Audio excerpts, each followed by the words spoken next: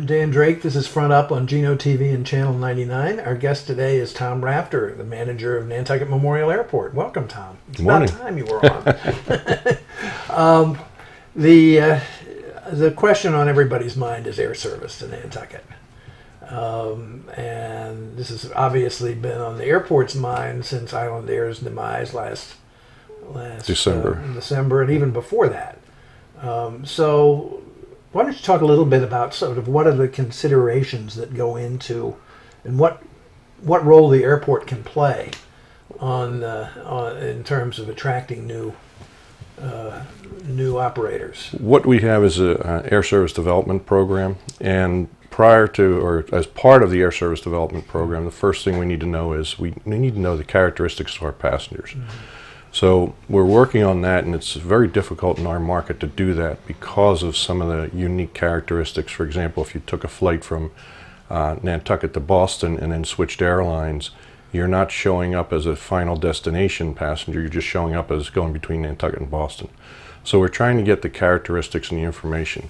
I would say there's two separate areas of air service that we're looking at. We're looking at the year-round service, and then we're looking at the seasonal. The seasonal has been growing somewhat. This past year, American added larger aircraft. They added another destination. Mm-hmm. JetBlue extended their season.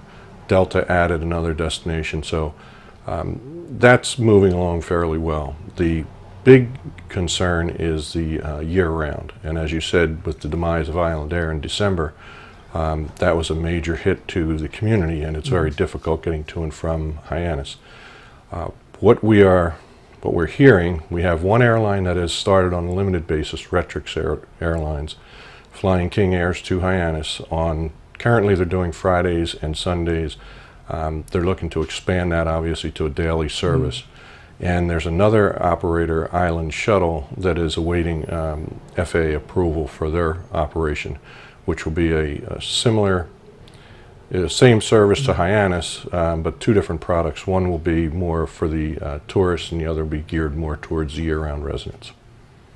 But I mean, obviously, the Rectrix is a more expensive operation. They have two pilots as opposed to one with Island Air and Nantucket Airlines and the new Island Shuttle that's coming along.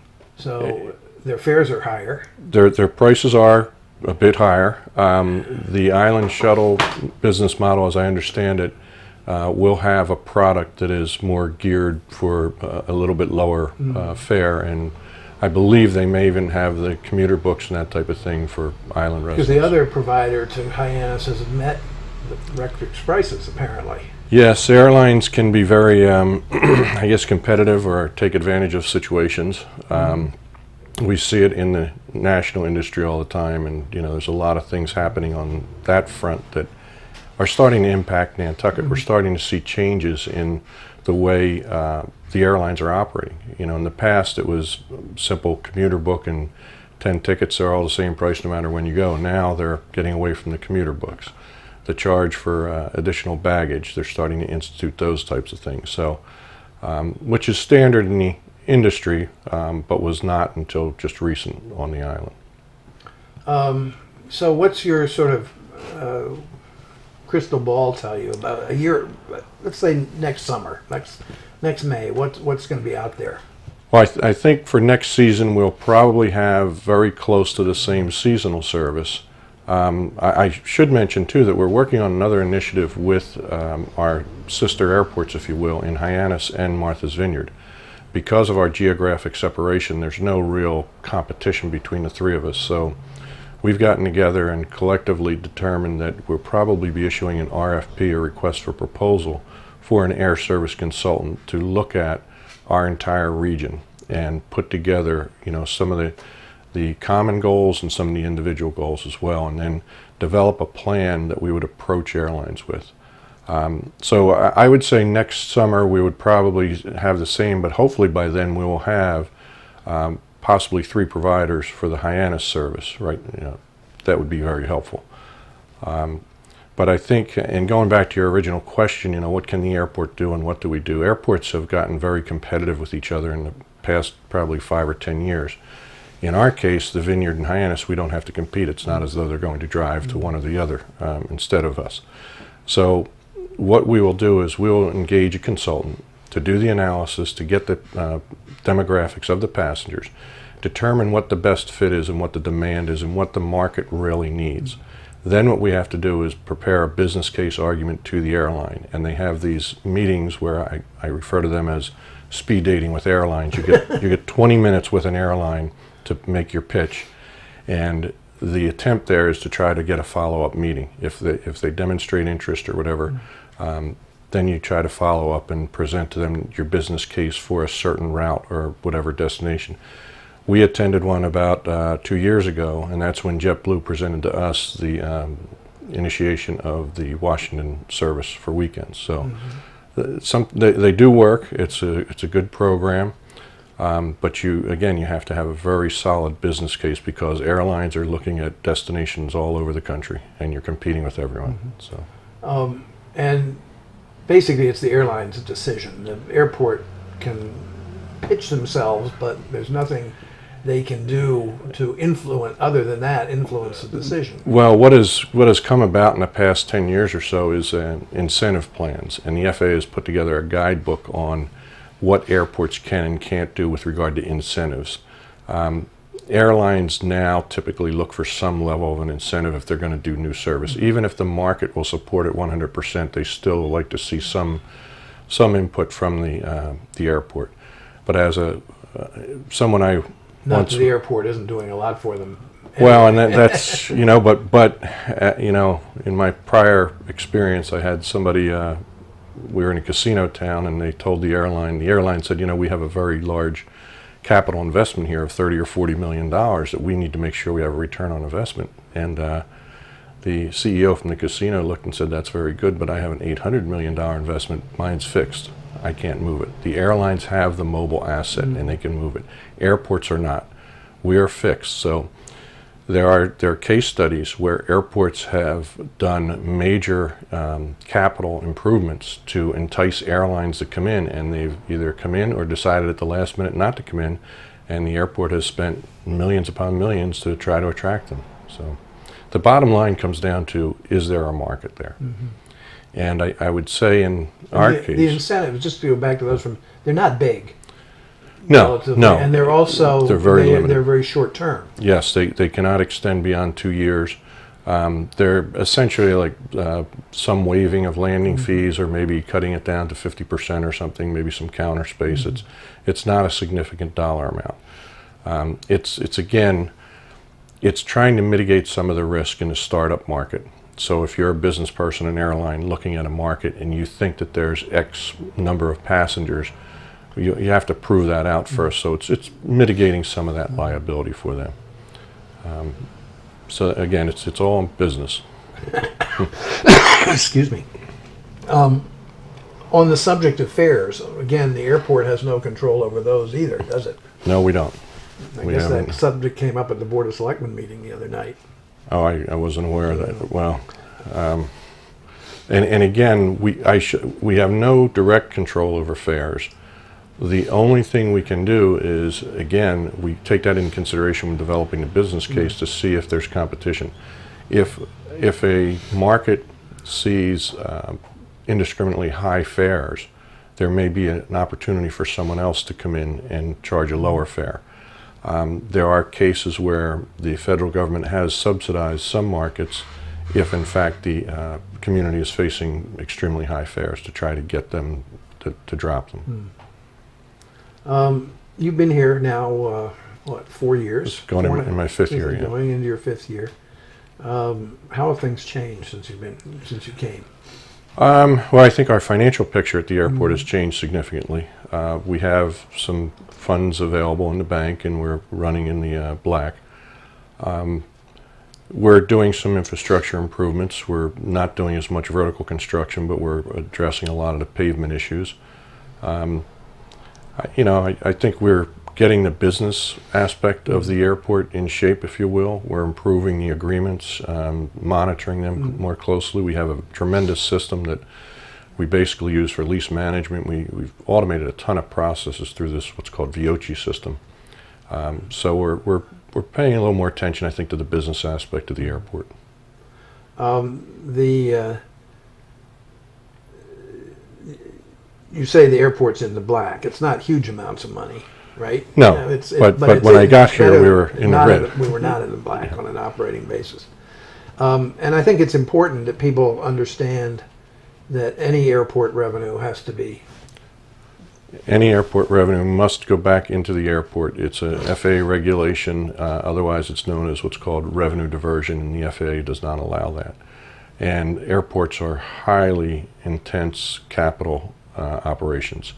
We could have a problem one day that could cost us several $100,000 that needs an immediate fix. It's just the nature of the beast. You know, when you're putting runways together and taxiways, wasn't there a fire engine that blew its engine? It did, and luckily we went to the reserve fund, and I believe that was about a $40,000 or $50,000 fix, and that was relatively small in the scheme of things. So. Right. But still, it's the kind of thing that happens. Exactly. It's not planned for. Right. And, just generally, what do you think the flying public on Nantucket, not the visitors, but the flying public on Nantucket, has, if you could predict what they have to look forward to? What they have to look forward to. One of the things that we had discussed with the other sister airports, the Vineyard and Hyannis, was the potential for service from Hyannis on the off-season to, let's say, a New York or a major hub that is south and not necessarily heading north to Boston. Today, as everyone on the island knows, it's very difficult whenever you're taking a trip. It's a journey. It's an all-day affair getting to and from, and that's if you can make it in a day. And you're essentially heading north to go south to most of the country. So the thought was, if we could get less than daily service, let's just say 3 days a week, for example, out of Hyannis to a hub down in the New York, Philadelphia area, I think it would be an opportunity for the island folks to, if you will, not have to go through the Boston situation, because there's good and bad there. Sometimes that can be a nightmare. But if we could just get a flight or a boat over to Hyannis, then we would have the availability to get into the national system. And that's the key, I think, is getting into the national system. Cape Air provides us that access through Boston right now. And so when you look at the Vineyard or Hyannis compared to Nantucket, we have very good service because we have a number of flights to Boston. The price is, you know, a little steeper than you might like, but again, it's very circuitous. Even if you're staying on JetBlue, you might stay in the same terminal, but you're continuing north to go south. But quite often, I know in my case, I've had to switch terminals, and you're out of screening, back into screening, you're taking a shuttle bus, or you're walking quite a distance, and it's a bit of a difficult journey. We'd like to see that smooth, you know, streamlined a little better and more connectivity to the national system. Well, in the short term, I think, you want to talk about the parking situation a little bit? Oh, I'll try. We have encountered several issues with our parking system, and it's the revenue control system. It's the thing that spits out the tokens and collects them, and the pay on foot and the gates and everything else. It's the mechanism that has caused us a number of issues. In fact, I was just out there this morning, and they're having problems with it again. So we set aside some money. We had it appropriated to have that equipment replaced, but we're also going to engage a consultant to come in and evaluate the type of equipment that we should have, as well as the operation. Should it continue to be operated by the airport, or should we have a third party come in and do that? Hyannis has a third party operator. The Vineyard is in the similar type boat, only they're probably a little before us. But they're looking at similar type thing to have an operator, or, you know, change their system around. So parking typically at airports is an extremely high revenue generator. We're very unique here in the type of parking passenger that we have, if you will. We're an island. So getting dropped off is not hard to do. It's, you know, a short ride. So we want to be careful too on our rate structure. We're looking at that. I personally think $20 overnight is a little steep, and free all day is a little low. A little generous. So somewhere in the middle, we should probably look at that. But at the same time, we want to keep in mind the year-round island resident that has to go off for medical appointments or things like that. So The other thing I'd love to hear what you have to say about is the hold room in the terminal for screened passengers before they board the planes. Well, it's inadequate in size, and it's lacking in some other features. We're working on changing some of those features. The public address system throughout the entire building, we're going to be revamping that and putting in a new one. That's happening this winter? This fall, yes. For the next few months, it should be started. So that's part of it. We're looking at, we have a mishmash of counter types. We're going to clean that up a bit. Put some additional lighting in there. We're adding very shortly some power outlets and USB connections and that type of thing. So they're the basic amenities, and cleaning it up is what we're working on now. What we need to do, and we're looking at in the out years, probably 2 or 3 years out, is expanding the seasonal capability of that. And there are two alternatives that we've considered. One is essentially going through a wall and opening up what is now seasonal bag claim and making that Part of the hold room. part of the hold room, or simply extending out towards the ramp and putting a, for lack of a better term, a tent type structure, maybe something a little more permanent than a tent, but an open air type structure, because we don't need the full conditioned facility in the summertime. We don't necessarily have to have the air conditioning and the heat and everything. So we're looking at those two alternatives for how we can improve it. In the interim, we've tried to do it through procedure, and that's why you see 4 different queue lines during the peak in the summer. What we do is we allow the hold room to get to a certain level, and then we prioritize the flights by the next flight out so that we minimize the people's hassle or missing flights. So there's a lot going on. There's a lot going There's on. a lot Always. more than you're talking about. And another aspect that I'd like to, when we look at seasonal, we have limited ticket counter space, and we get requests for additional, and people want to move and that type of thing. So we're looking at what's called a common use type system, where there'd be flexibility. Instead of having to pick up everybody's equipment and moving it, the airport would own the equipment, and the airline could then just essentially, we would assign it to them as needed. So if somebody has a flight at 2 o'clock and somebody has a flight at 4 o'clock, they'd use the same counter. They could use the same Two different counter. airlines. Yes, just when they come in, all the electronics change This over is to done their elsewhere, asset. is it not? Yes, yeah. Good. Better utilization of the asset. Well, Tom, thank you for the update, and thank you for the job you're doing. Thank you. Appreciate it. Thanks.